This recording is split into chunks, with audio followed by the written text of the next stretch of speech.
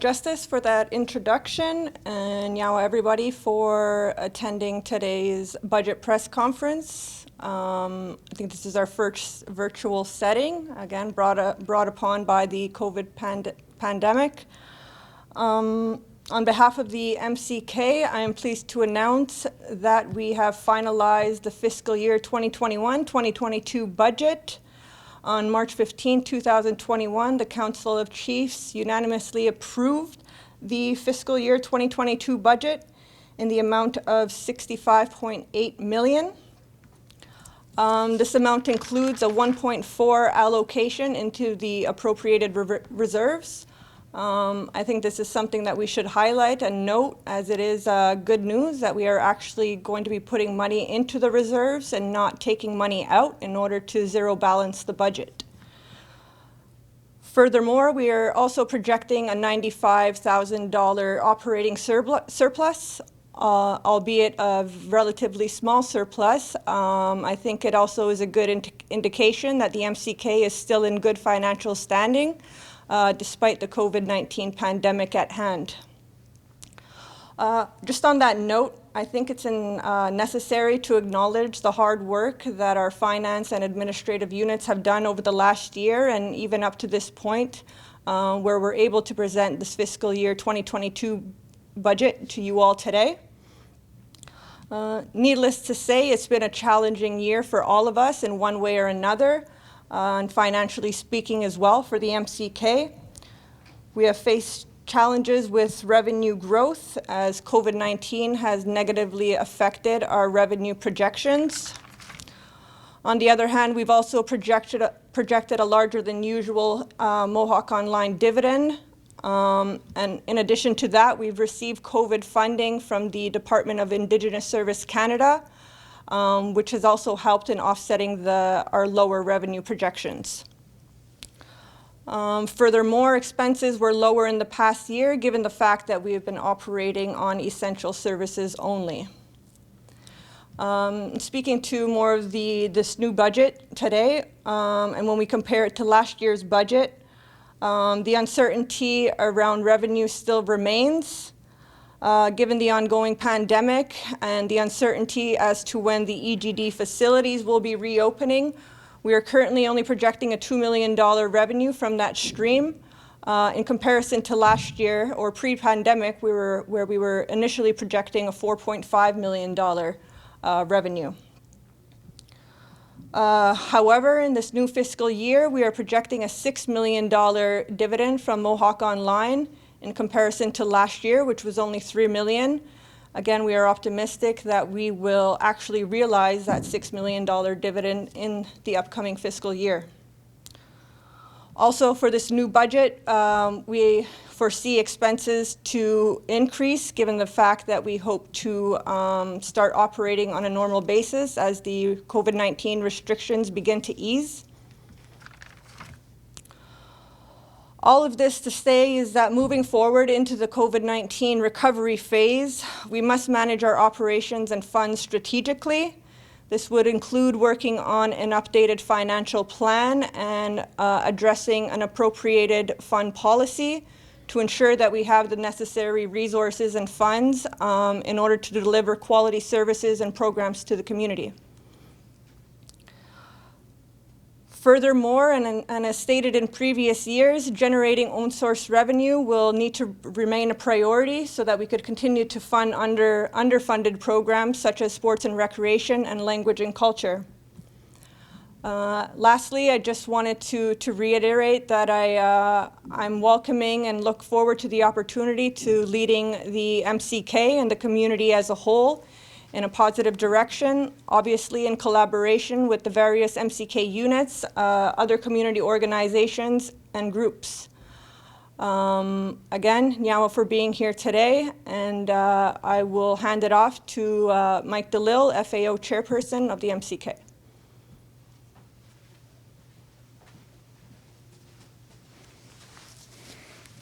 Nyawa, and congratulations on becoming the new Executive Director in these very challenging times. So thank the community. I'd like to thank the team, executive, as well as finance team. Erica Delisle, I believe deserves a special shout out in these very challenging times.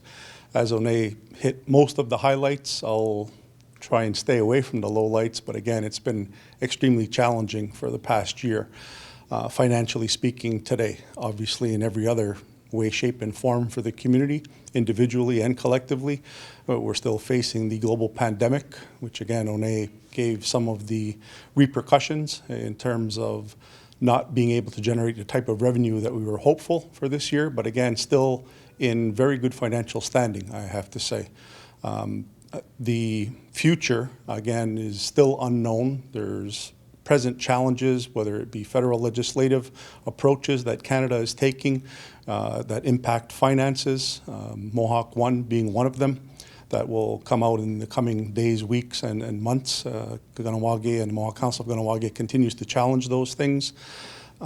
In 2015, when we signed up to become Mohawk 1, Mohawk Online, we had the forecasting of major developments and some real financial windfalls for the community, had the foresight to look into those things and ensure that on a rainy day, which the rainy year has come for 2020, bleeding into 2021, at least we have something. Again, Canada is challenging that, and we'll see where that goes in the coming days, but still, we're in good financial shape, even though the pandemic has, I'll say, hurt us financially, fiscally, looking forward to next year. The Kahnawake Emergency Measures Fund, as well as the Business Interruption Fund, has expended, I'll give a ballpark estimate of $10 million into community to help support individuals as well as businesses, ensuring that they have a safety net, so to speak. We need more income security in this community through various, I'll say, economic drivers within Kahnawake to participate in ensuring people in our community have that security blanket in the future, meaning some type of unemployment insurance, some type of pension plans, and or things for a rainy day, which have always been a problem for us. So again, it's been a very tough year, but we have I can't say pot of gold, but at least a light at the end of the tunnel. We're coming close to that, I believe. I'll go a little bit off track and say the vaccination center is still open. For people who have not yet, it's important to do so to protect us. We're here to try and protect and ensure the community's longevity in terms of financial wealth and health. We're also looking to ensure the individuals in the community do that through vaccination as well. So again, there's some maybe darker days before we hit that real light at the end of the tunnel, but it is encouraging. We've always been above board, not only with community, but also to our funding agencies. And as long as I've been involved in council, Canada has always recognized Kahnawake for its outstanding fiscal responsibility to its community. And we have that in writing from year to year. So I'm sure that will continue moving forward. $65 million is nothing to sneeze at, obviously. Major accomplishment in terms of putting this budget together and having it supported and passed. Still some secondary items that need to happen moving forward, but again, we're hopeful that some of those will be addressed in the coming days. So again, just to wrap it up on my behalf, thanking all the people that participated in this, thanking the people who may have questions in the community and or media coming forward, and without the help of bodies that we've created, like Mohawk Online in the past, we wouldn't be able to do the things that we've done in the past year. So with that segue, I'll introduce Ietsénhaienhs Chief Gina Deer to take us to the end of our press conference. Yaungoa.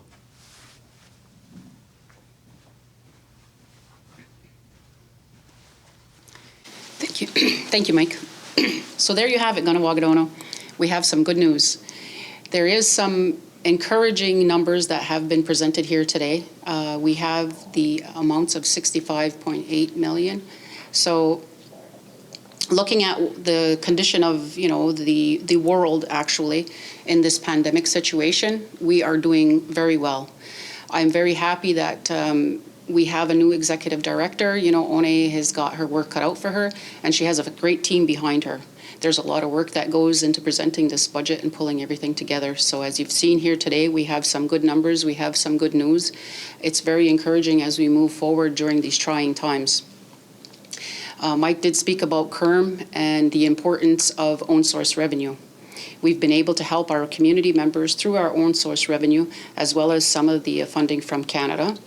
The businesses as well as individuals have been cared for and continue to be cared for through these funds. As we move forward into the future, we are aware that there is some legislation from Canada that is threatening the future funding of the online gaming industry that we are a part of. What that will look like is yet to be determined. There is a lot of fight ahead. We've always had to fight for jurisdiction. It's going to be a continuous fight. Things that are done online are not always as easily done as they are land-based. So where do we go for the future? We do have some revenue that has been generated through land-based. Unfortunately, you know, the numbers are not what were anticipated due to the fact that, you know, there is a pandemic and the task force has done a miraculous job of taking care of community and keeping us safe. So luckily, the people that are confined to be home are playing online. There has been, I guess, a balance that has happened. What we had lost through the land-based, we have gained through the online. And we are feeling the benefits of that. So we have to continue that fight for own source revenue. Again, we have to look at other ways of doing that. And there are other ways that are being researched in order to get revenues into the community. So there is a lot of work ahead of us. As we have stated, the fight is going to continue. Recognition does not come easy. We heard a lot of talk about nation to nation from the Canadian government as far as the Indigenous population. We have seen over the last week, nation to nation is not the same terminology that we have as Canada has. So as we move forward, we will continue to ensure that we have our own source revenue. We will continue to support all of the organizations as we look at what the future holds. We have a great team that has been assembled here, and I'm very fortunate to have been here and worked with everybody. So, Nyawa Ganawagidona for pulling this all together. Nyawa.